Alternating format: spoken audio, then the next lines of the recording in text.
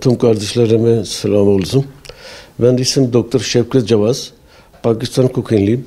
Ankara'da mezunum, tıp doktorum. 30 yılda buradayım. Ondan sonra bu D8 ben çok hoşuma gitti. Rahmetli Sayın Erbakan Hoca bir başlangıç koymuş. Fakat D8 yeterli değil. Nasıl Avrupa Birliği birbirine düşmandır. Şunda dikkat oldular. 27 oldular. Birleşmiş birbirine. Sadece D8'li olmuyor. Bu iş olmayacak. Bu dünyadaki tüm Müslümanlar birleşmesi gerekiyor. D57 olacak. Ondan sonra şimdi biz gözlerle görüyoruz. Gözlerle onun da çocuklar öldürüyorlar. Birbirine öldürüyorlar. İsrail ne yapıyor? Sırayla tek tek öldürüyor.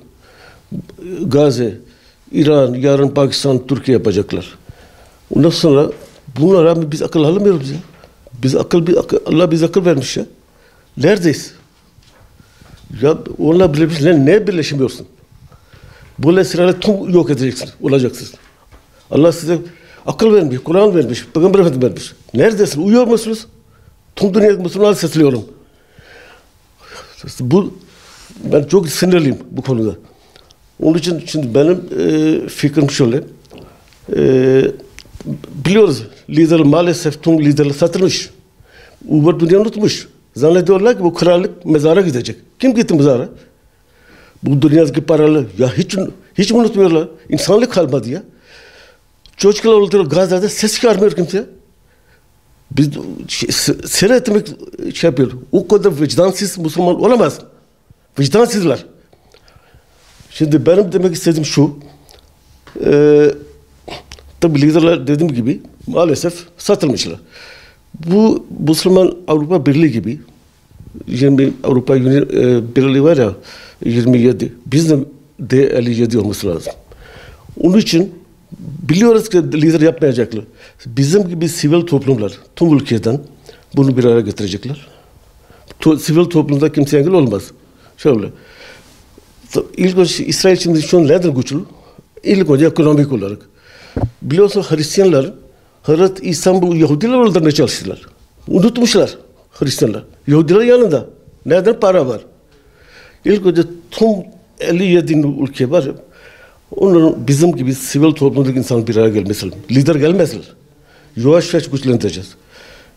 Bu Müslüman ülkeler arasında kültür, din, eğitim, ondan sonra ekonomik güç olacak. Bir ekonomik güç, engeller kaldırmaya çalışacağız. Savunma yapacağız.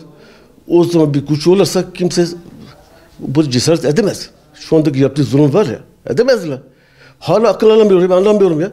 Sırayla Irak ne yaptılar? Libya ne yaptılar? İran ne yaptılar? Akıl yok mu ya? Akıl size akıl vermiş ya.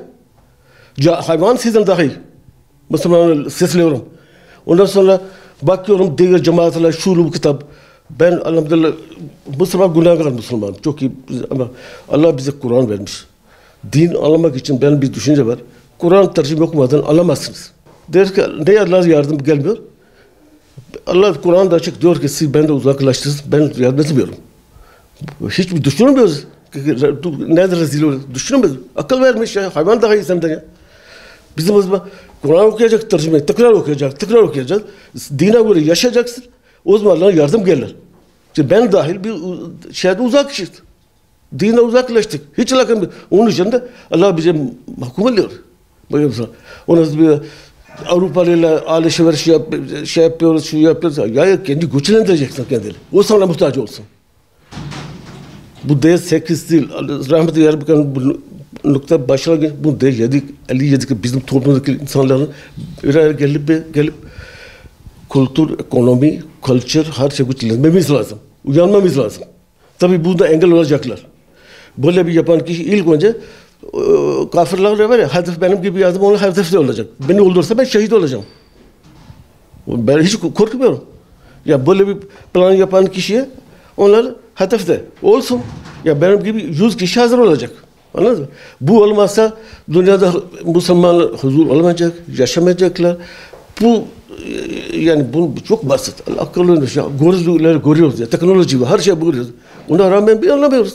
Ben biraz önce dedim ki liderlerle maalesef satılmış.